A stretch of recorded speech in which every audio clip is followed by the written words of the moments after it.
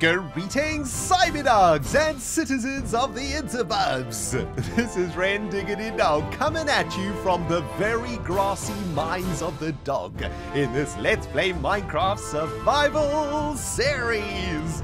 How's everybody out there doing today, baby? You guys ready for some Minecraft survival? Oh man, I am in the mood to play some blocks today. It's Sunday morning. I've got a delicious hot cup of coffee. Give me 1 second while I get this beverage in my face. That's what I'm talking about, man.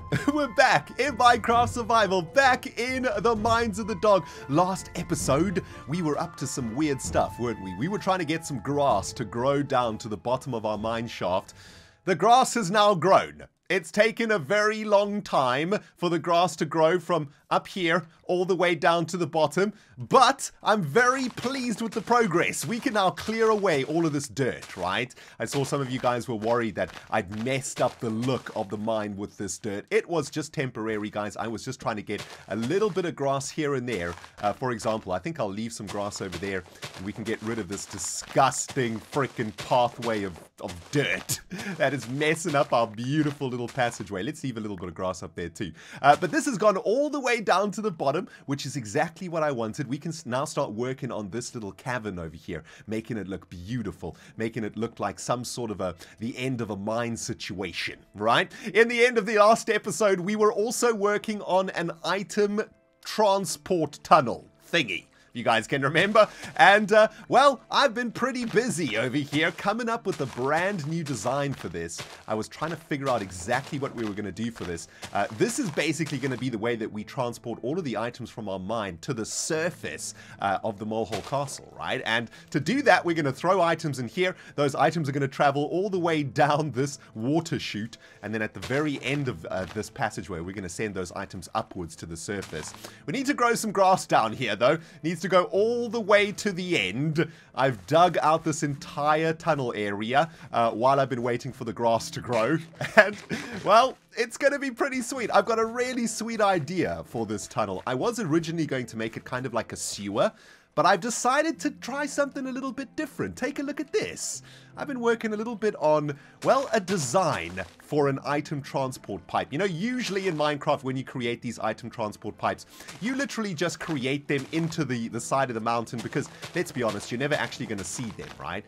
But I want to try and make this look a little bit more beautiful than just being a tunnel. And I got inspired on stream about a week ago or so. And I did a little bit of work on stream, working on this little section over here. How sweet does this look? We are going to make this item transport river into some sort of an underground grotto that is going to be transporting our items all the way to the bottom. I want the place to look like this, right? I want it to look like almost like a tunnel that miners came down here with pickaxes and just hacked out.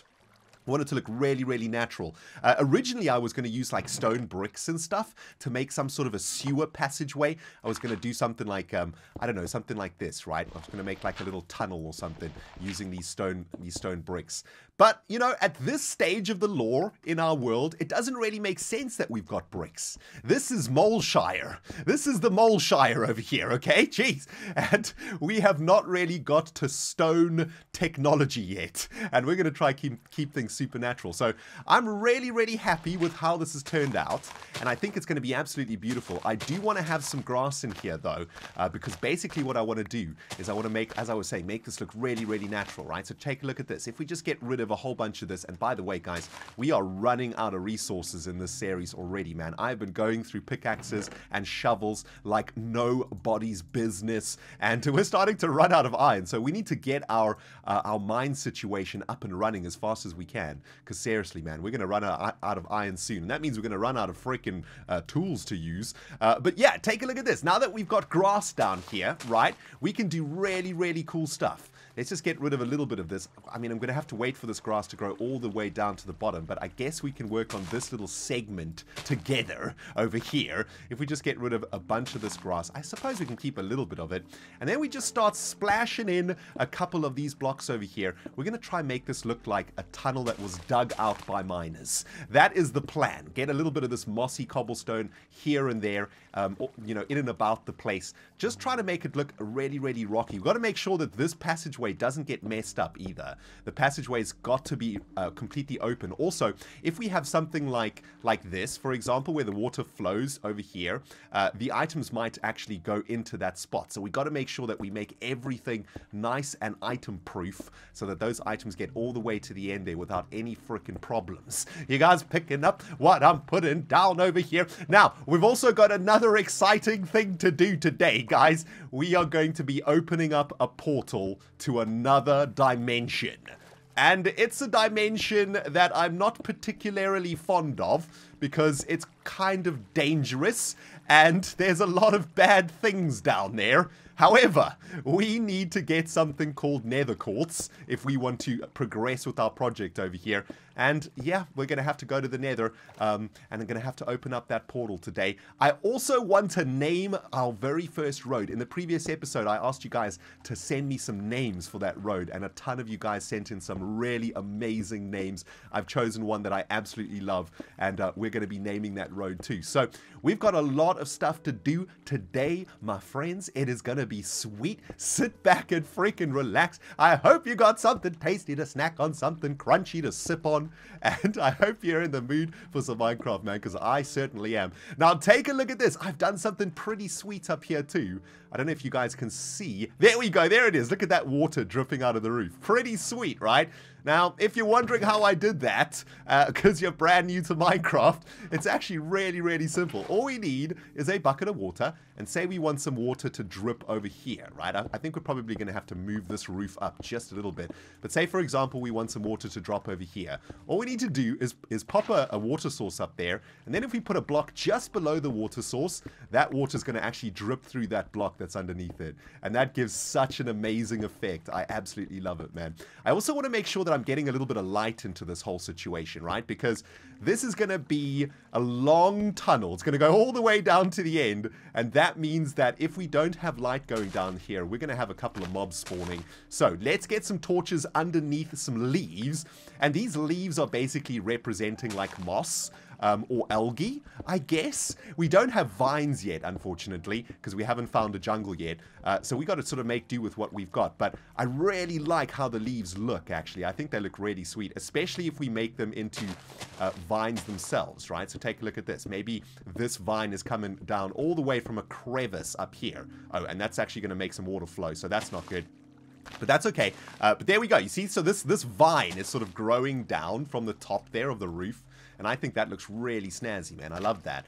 Just adding a little bit of green into the build. Ooh, there's a torch over here. Let's get that down one and get some leaves in there too. So that looks fantastic. Then, now that we've got the grass here, all of this work to get grass down here, why, ReNDoG, why? Well, we get to do this. And, yeah, I mean, I know it's not the most amazing effect you've ever seen in your entire lives, Cyberdog, but I think it does add a little something to it, right? Look at that. Doesn't that look freaking glorious? Absolutely love it, man. Now, how far is our grass progression going on over here? Jeez, it has taken a long time.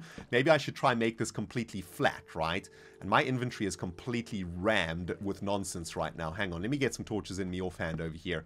And let's just fill up these gaps and try and make everything a little bit even. A lot of you guys were telling me in the previous episode that I was growing grass wrong. Thanks, everybody, for letting me know how bad I am at Minecraft. But yes, I was growing grass wrong. Grass in Minecraft grows in a very interesting way, okay? When the game checks to grow the next bit of grass, it looks at all of the corners around the block. So if you only have like a strip of dirt like this, it's going to take a little bit longer because it's only looking, say this is grass here, right? It's only looking at this block over here at this side. If you have lots of grass like this, then obviously it's going to grow quicker because the grass growing mechanic looks at more sides of dirt or something. I don't know if I got that right, but that's what you guys told me in the comments. So thank you. I've learned something new today, and that's pretty cool. Now, let's start working pretty hard on this. Oh, I probably shouldn't get rid of too much of the grass here. Let's just start working on like a couple of these segments over here, right? And we need to get rid of all of this bird poop over here because it's absolutely ruining our little cave. Die right. Get out of my life, please. But I've got an interesting question that I wanted to ask you guys while I'm doing this. And I'm not sure. I mean, I hope that a lot of you guys have actually experienced this joy that I experienced when I was at school. And if you haven't, maybe it's something that you should try out for yourselves because, man, I had such an amazing project once in my school way back in the day. Biology was one of my favorite classes in school. I really loved like nature and I loved like learning about plants and animals and stuff like that. And as I've told you guys before, I spent quite a lot of time on my weekends exploring the natural environment around my school. And biology was therefore one of my favorite classes. I absolutely loved it. And this water is starting to be a problem over here. I gotta remember where I put that water source. But yeah, biology was one of my favorite freaking lessons because, man, I just loved learning about nature and stuff. And I think it must have been in my second year at high school, so I was about 14 years old or so. My biology teacher gave us an extremely amazingly interesting project that to this day I think about all the time because not only did it turn into a really fun academic project, it also turned into a way that I made one of my most boring classes at school really, really interesting. Now, I know that I've just said that biology was one of my favorite subjects at school. The subject matter was one of my favorite subjects at school, but my biology teacher was one of the most boring teachers that I've ever had the displeasure of being in a class with.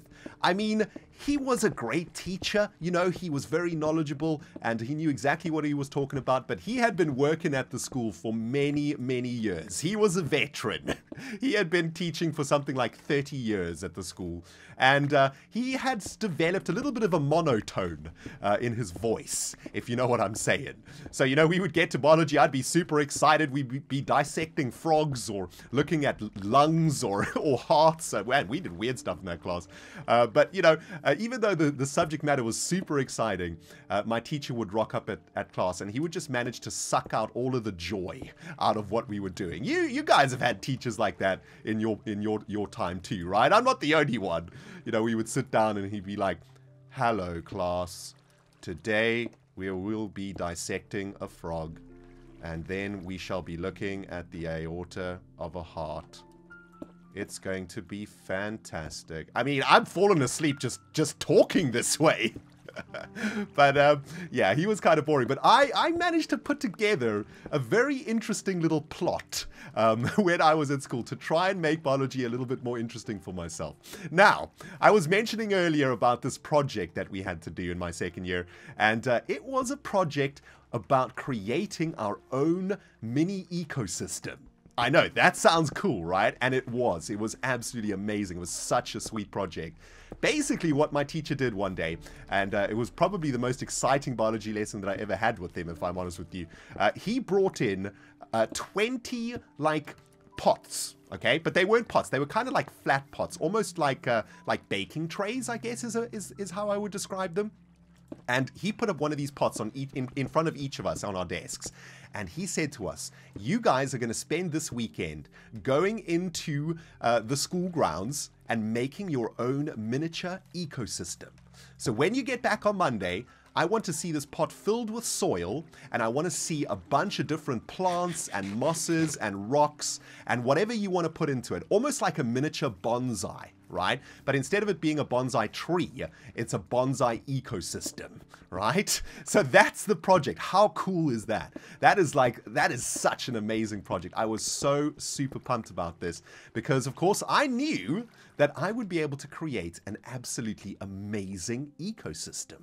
Now, not only was this a project, it was also a competition, okay? And basically, the best mini ecosystem, the best bonsai ecosystem, would win a prize. And the prize was pretty epic. The prize was getting 3 lessons of biology off. So for the next 3 episodes of biology, you could stay in your room and the biology teacher would give us a pass, basically, like saying that we didn't have to go to biology class. And let me tell you something, guys, for most of us, that was the ultimate prize, considering how boring that biology lesson was. And you know what, now that I think about it, I think that that biology teacher actually knew how boring he was, and I think it was almost like an insider joke from him, you know, to give us a lesson off. Yeah, that's actually kind of cool. My biology teacher has just gone up a notch in my book, man. What a legend. Anyway, that was the task at hand. And we had to spend that weekend building these miniature ecosystems. Now, I've told you guys this before, but at my school was surrounded by nature and valleys and all these sorts of things. Like really, it was in the middle of nowhere, basically, in the middle of nature, right? So I had access to some of the most glorious natural environment that you could ever imagine for such a project. And I was super excited because I knew a very special place where I could get some amazing fauna, which is the biological word for plants and flowers, if you're wondering. I know, I'm clever. I remember something from biology. The only other thing I remember from biology is the loop of Henle. I don't really remember where the loop of Henle is. I think it's in your kidney. But yeah, I remember the loop of Henle and fauna. Anyway, I knew this amazing place where I could get some incredible plants. And basically, behind my school was a really large valley. A valley that ran all the way from the top of a mountain range and all the way down into a lake that ended right outside of my school. Now, at the very top of this valley was a natural spring, and I explored that natural spring once at some point on my adventures, and it was an absolutely glorious place. In fact, it looked very similar to this grotto that we're making over here, which is why I was inspired to tell you the story. It looked very similar to this, actually, and like the water was just coming out of this massive like mountainside, out of these rocks in the side of the mountain. It was so sweet, man. It was so sweet. Anyway, around that area was some incredible stuff, like amazing mosses, really interesting looking ferns, and little plants, like these weird, like very squishy and very like water-filled round balls is the only way that I can describe these plants. They were basically like round balls that were filled with water, really juicy, almost like a berry, but they were sort of growing out of the ground. I don't know, man. They were kind of alien looking, if I'm honest, but they were really, really sweet. And I decided I was going to make the best ecosystem ever, right? I was going to make this ecosystem the best thing ever. I was going to use stuff that my fellow classmates had never seen. So that weekend, I headed out to the grotto and I collected some of the most interesting and weirdest plants that I could find. I also collected a whole bunch of really beautiful pebbles, you know, that had been smoothed out by the water that had been flowing. And these pebbles were absolutely gorgeous. They were beautiful, man. Some of them had moss on them. Some of them had really interesting colors on them. They were all different shapes and sizes. And I filled up my pot with soil from that area too, which was really dark and rich soil, you know, really, really rich soil, perfect for growing plants. And I made the most beautiful miniature bonsai ecosystem. And in the very center of this ecosystem, I planted an absolutely amazing little plant that I found that kind of looked like a bonsai tree. I think it was a flower of some kind. I have no idea what it was, but it had a very thick stem and an absolutely beautiful purple flower that I don't know how to explain exactly what it looked like. It kind of looked like a bell, I guess, but it had loads of petals. It had hundreds of petals coming out of it, but it was really compacted. It was kind of like a compacted petal flower thingy. It was absolutely gorgeous. And that was the centerpiece of my bonsai, miniature bonsai ecosystem, right? And around it, I had these rocks and I had mosses and I had all these different sticks, beautiful sticks that I'd found, you know, that had been smoothed out by the flowing water. Absolutely gorgeous. And I had put together, honestly, when I think about it now, man, it was a work of art in the biological sense of the word. And all of my friends and fellow classmates, you know, they couldn't be bothered to venture too far out out into the wilderness to find stuff for their bonsai ecosystems. So they were just taking plants like from the flower beds of the school, you know, just picking flowers out of the flower beds. And the irony is that the flower beds were taken care of by my biology teacher's wife. I'm sure she wasn't very happy with a whole bunch of kids pulling out flowers from her garden, and I'm sure she had a word with her husband about that particular project afterwards. Anyway, the next biology lesson came, and we were showing off our miniature ecosystems. And guys, my ecosystem was by far the best ecosystem in the entire room. It looked like a professionally made little garden of epicness. And not only that, I had traveled a good 2 kilometers, about 1.5 miles, to get all of this stuff, right? To get all of these different things for my ecosystem. So there was love put into the construction of my ecosystem. And you could see it, right? It just looked absolutely amazing. And, well, no surprises. I actually won the competition. My biology teacher was so impressed with my work, my beautiful little ecosystem. He was just absolutely amazed because he could see how lazy the rest of his class were, right? They just hadn't even bothered to like put any effort into it. They just sort of picked grass out of the lawn and stuck it in there. Oh man, they hadn't made any effort at all. Anyway, I won the competition, and I won those 3 days off my biology lessons, which was sweet. I spent those days in the computer room playing computer games, of course. But that's not where the story ends, you see, because I had figured out a way to make that biology lesson a little bit more exciting for myself, right? After I had won that competition and my teacher had given me my prize and given me my hall pass for those 3 days, at the end of that class, everybody left the classroom and I stayed back. And I asked my biology teacher about some of the things that I'd found, especially about those weird green globule flowers that I'd found that kind of looked like berries. I was very interested in to know where they came from. But at the same time, I was trying to get into his good books. You know what I'm saying? He'd seen that I'd done some really good work. I was doing a bit of brown nosing. I'm not gonna lie to you guys, okay? I was doing a bit of brown nosing, trying to get into his good books.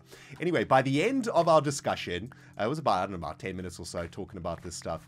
I said to my biology teacher, "Sir, I just want to say I really enjoyed this project. It was really great, and I want you to have my miniature ecosystem.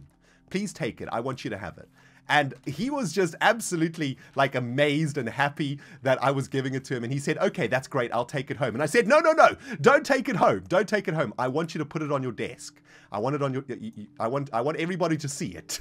I want it on your desk in the classroom." And he said, yes, and he put it on my desk.